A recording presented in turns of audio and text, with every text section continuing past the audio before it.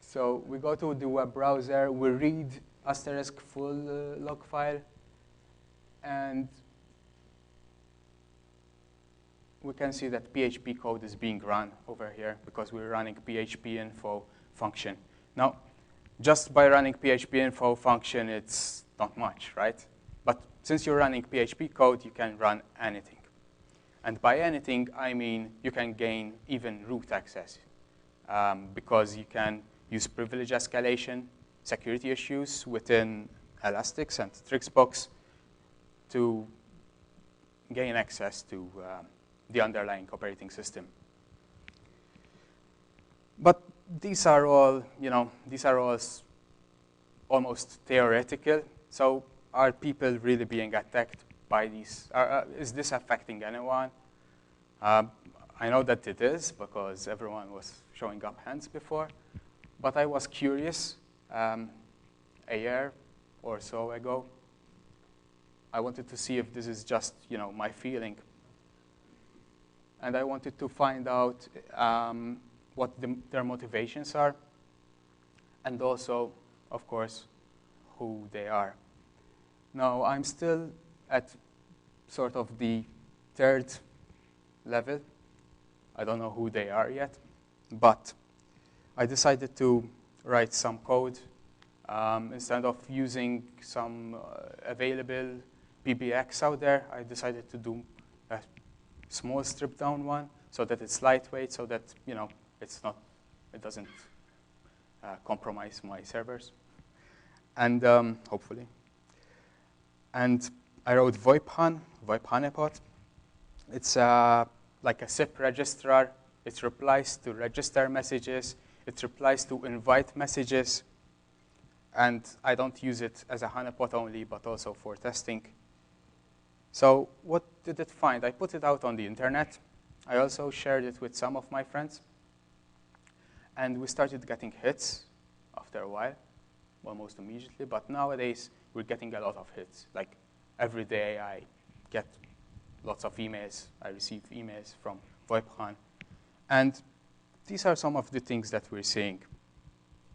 We're seeing a lot of compromised hosts being used to scan the internet for SIP devices. So they are using, some of them they are using SIP fishes, some of them are using some custom tools as well, which are pretty interesting.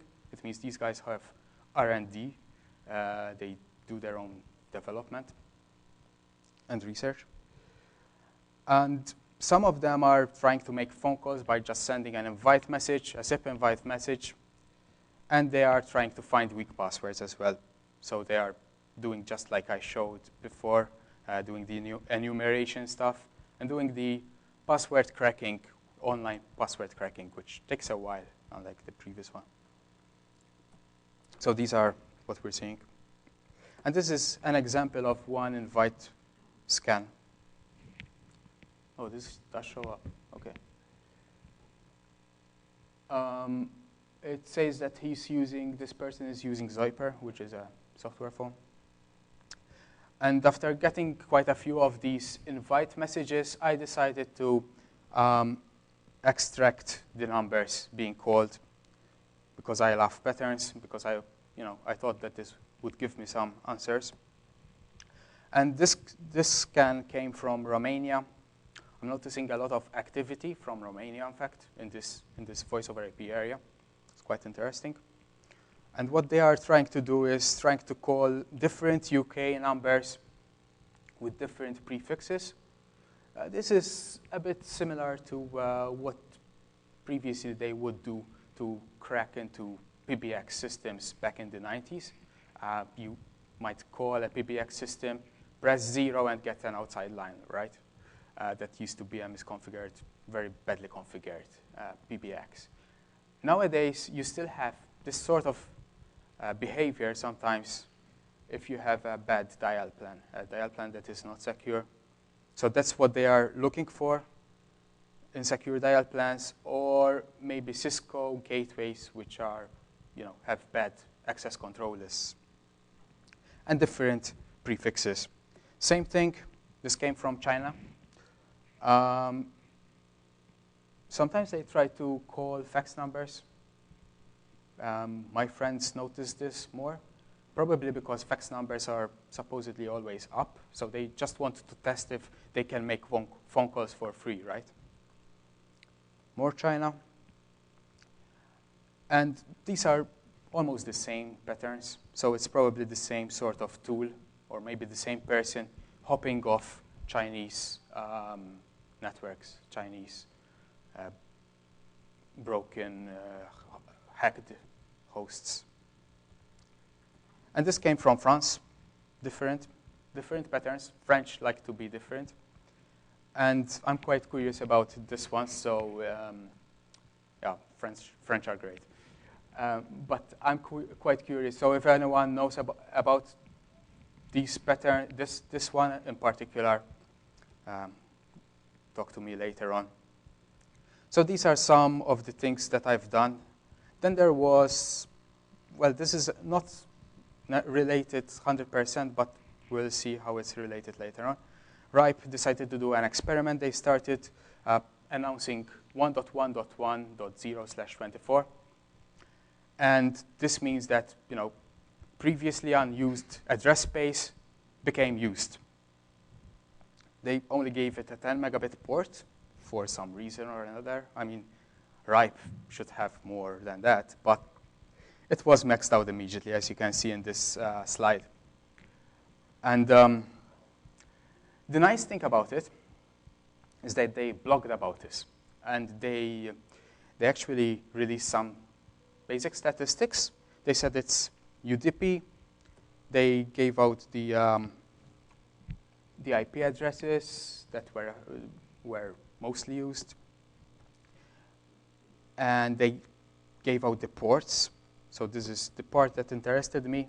They said 60% of them, of the UDP packets, were actually towards 1.1.1.1, port 15206, and interestingly, their data section starts with hexadecimal character 80.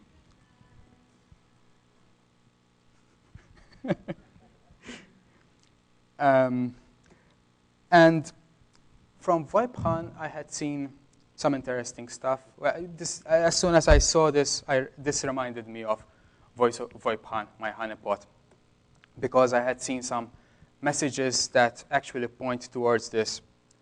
So you can see the IP address matches, the port matches, and I had done some research on RTP before, RTP being the media, and it starts with hexadecimal 80, character 80.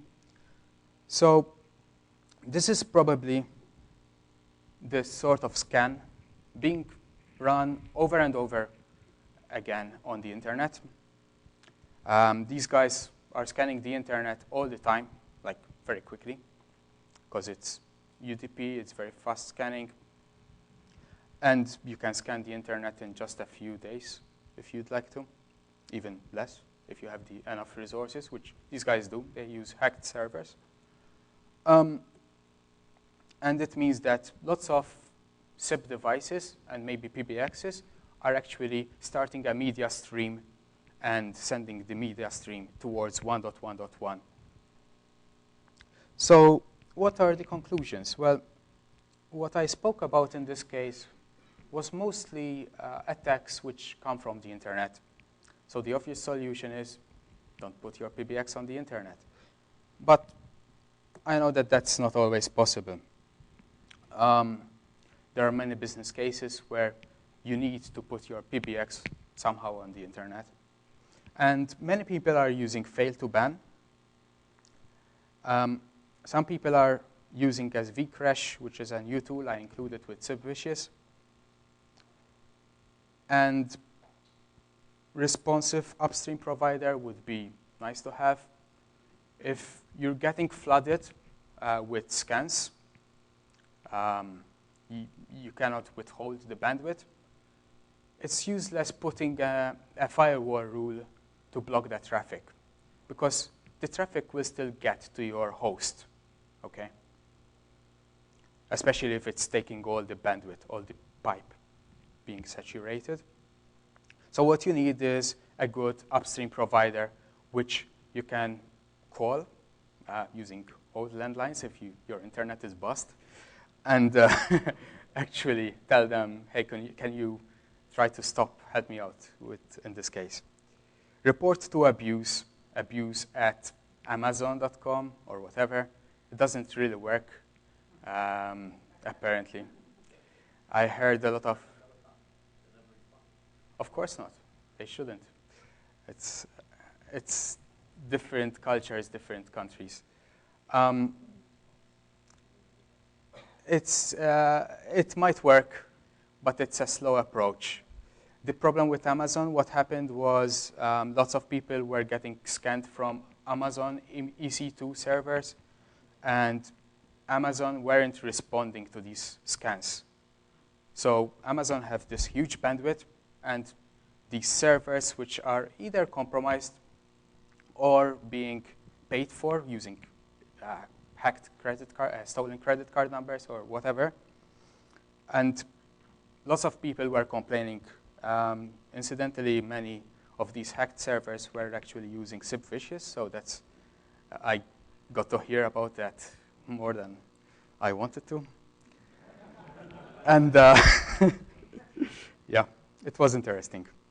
And Asterisk has created a modification which now seems to be enabled by default on some Asterisk distributions like Trixbox and so on, which is always auth reject, this option which breaks the SIP RFC but should prevent attackers from enumerating extensions on your PBX. And SVCrash, which I'm going to show now. SVCrash is my brute force approach to this problem. I don't know if you can see anything. Can anyone lower down the light, maybe?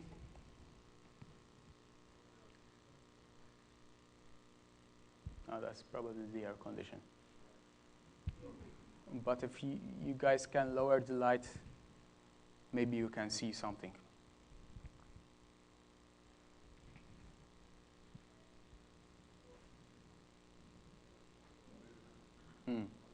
Maybe. So let's give it another try.